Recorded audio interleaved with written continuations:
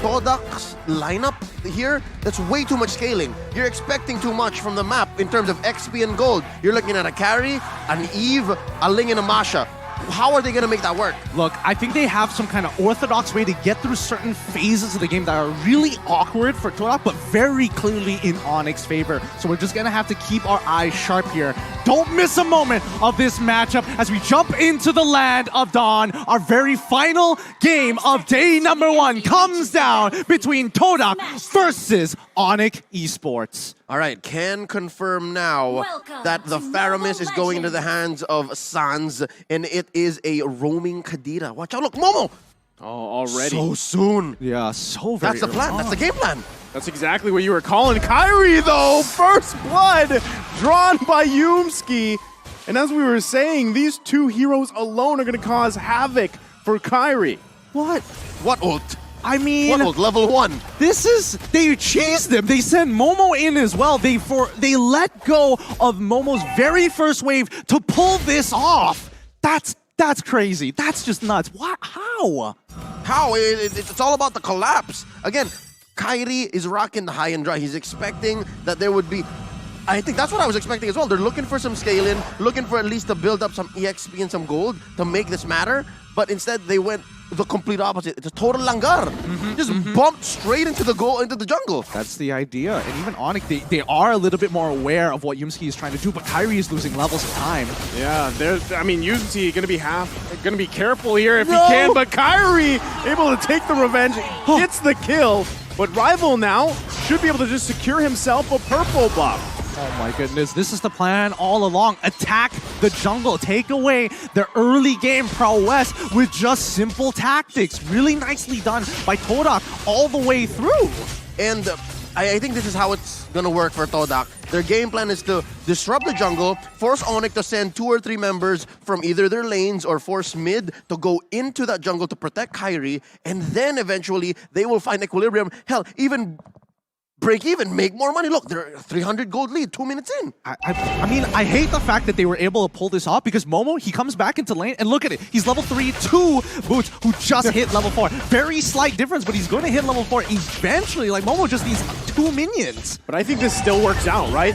All of that in the last 2 minutes just makes a breeze for the first turtle here. So that's already huge, at least in terms of economy. But here in the mid lane, Yumski going to be the focus again. Oh, can he get away? One hit, he's going to bob and weave and survive.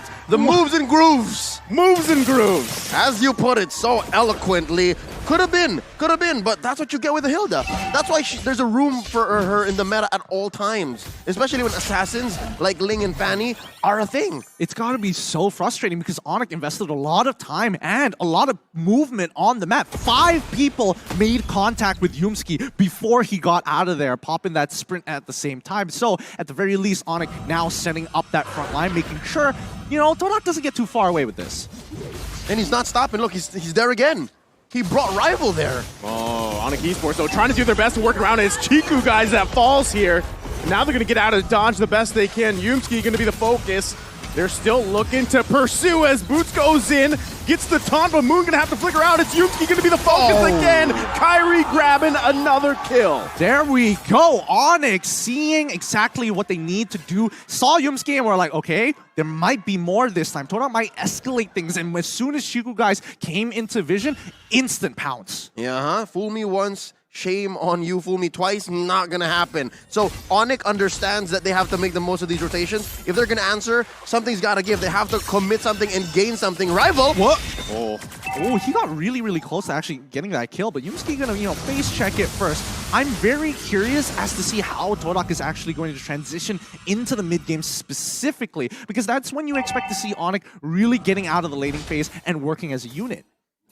I think that's a good point, but at the same time, ONIC Esports at this point, it took them what, 2-3 minutes to figure it out. That real adjustment already, and now I feel like now that this next turtle is up, they do have a choice. Do we just give it away? But look at the positioning already from ONIC Esports. Yumski, though, gonna spot out CW, but Sans and Boots not too far, but they're too late. Rival able to secure another turtle here for Todak. Oh, I mean, right now Kairi is getting harassed out of his mind. Even running down towards the turtle, you can see Momo chasing him. Yeah. But as it is, Todak is happy that this is how the early game has gone, despite having, conceded a few kills. And if they get CW, the flicker in! Tempest Blade's gonna come out. He survives though with that Cult Altar, but now Sand's gonna be the focus. He takes all the damage. Moon grabbing the kill here under the tier 1, tier 2. That's what you buy with a hero like Moon, with heroes like Hilda and Masha on Momo and Moon's on Yumski. Again, Moon is, I keep mentioning Moon, he really hasn't left mid. Yeah, he really hasn't left mid. He's really accumulating the farm, and the rest of the team, including the side lanes, are pulling pressure, strangely enough. So that's how they scale up. You scramble the opponent so they can answer. Oh no. Ooh. Close one. I was holding my breath. Yeah, same. So they can't answer on a conventional way, and then you just farm up. Look, it grew up to about 1,000 and change. Yeah, the bleeding has not stopped just yet, Yeah. but this is a comfortable position for ONIC, right? They still can actually get to the later stages and look for that big fight in the mid game. However, keep your eyes, especially from Todak, the 2-1s are carrying Moon, and as well as, Chiku, guys. Rival's not going to die. Okay, he gets out of there. All right. Weapon swept up my forehead real quick. I think it's still working out though, because Kyrie's behind in levels, right? Yep. He's level 7, Rival's level 9, and so objectively, you're gonna have that advantage already in the jungler. So if they can continue that on, this might be a clean take for Todak in terms of turtles, as the next one's gonna be up in about 10 seconds here. But you can see them both fighting for space and position around that turtle pit. I was about to say, one key advantage that at least ONIC has is TW is ahead. TW is getting a lot of items, building up, but wait, no, underneath mid. Kyrie once again pushed out of the jungle here. So just like that, it is going to be a clean sweep of turtles. Momo, though, Sans able to pick up a kill with that Stampede. And there could be a small win here, but Yumski going to fall as well. Kyrie able to get the killing spree, another kill for him in the jungle. Yeah, but they do translate into a turret down bottom, so eventually the farm will still keep rolling. I was saying, CW farming a little better than Chico Guys, but we can't count out Chico Guys. Chico Guys just has that weird killer instinct, can come on any time, in any way. He can be 0, 6, and 2 and still carry from there. And especially when you're on a hero like Harry, that's definitely something you have to be very wary of, even if you're as tanky as Boots. Kyrie's still getting harassed as always, but it's tough with the composition that Todak has. Momo is not going to let him have fun, and neither is Yumski. Man, and just like that, I mean, there's turrets going down here. Finally, the second one in the game, both having one. So they're going to be working around with that space here, but still focus on the mid lane. Both these teams have the tools they need to win these small skirmishes leading up to that first Lord of the game. Looking at the items so far, it's looking pretty good for the side of Todak, but even then, ONIC, as soon as they're getting their second as well as their third items, we'll see the table start to shift in their favor if Todak loses that lead. Oh, look at this massive farm on both Rival and the Chico Guys. CW though, I was wrong. CW's not farming as well as much. This is the first time we're seeing the item builds, and he just has Blade of Despair.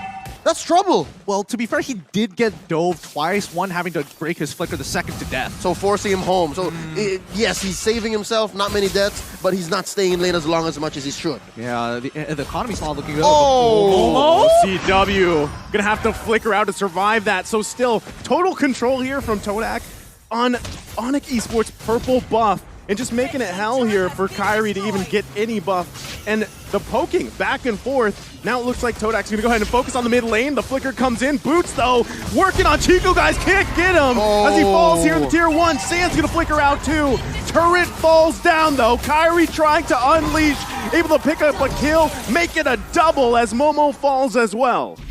Already, the tables are slowly starting to turn. The gears for ONIC Esports, making it so much more of a problem for Todak. Boots, the shield of ONIC right now, must keep Todak in check. So here's what's going to happen. If ONIC continues on this path, there is a window wherein they are ahead. There is a window wherein they will say where the fights happen and how they happen. But eventually, Todak is going to have Yumski and Momo just diving up front, possibly Momo having his third Guardian helmet, and then he can just one-hit CW. Hell, maybe even one-hit Kyrie. It's that scary when we get into the late game. So I'm guessing there's a time frame of maybe about 4 or 5 more minutes before that can happen. I think that's good timing as well. And you gotta point out the fact too, Rival has just had a chill game. This is the most comfortable probably game you can have on this link, right? You're 0-0-0, almost 10 minutes in the game. You're gonna be able to work on these objectives the way you want. Meanwhile, it's the polar opposite for Kairi.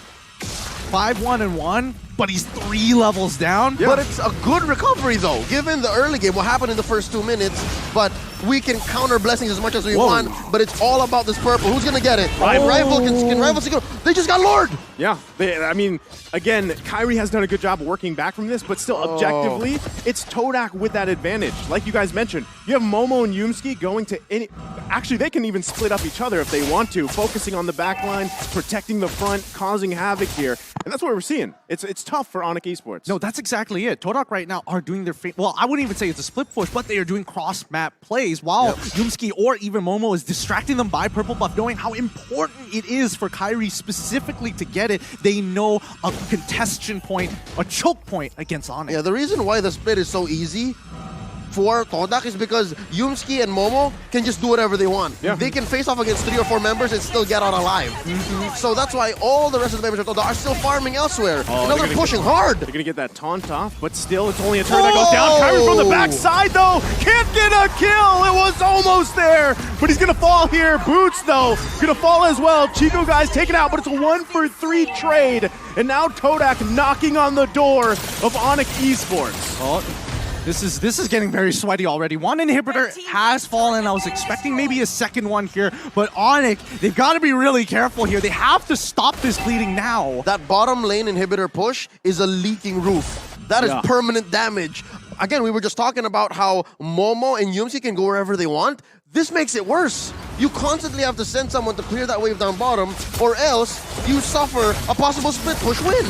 Oh boy, but once again, this contestation fight, these high intensity areas, purple buff, Lord right now, and I'm guessing that Todak wants even more. They're gonna start going for the orange. I wonder if, like, how many purple buffs Kairi has actually been managed to get this game. That's actually a really good point. I don't know if that's the first one, maybe it's the second, but he hasn't had many opportunities to take it. So finally, but still, even 12 minutes in the game, you can see how much pressure is being put there on that crucial buff here for ONIC Esports. For sure. And I think, let's keep in mind, let's have a look at the replay one more time for that fight, because even though ONIC looked like they had the initial upper hand, it turned around so quickly once Momo got into the fight.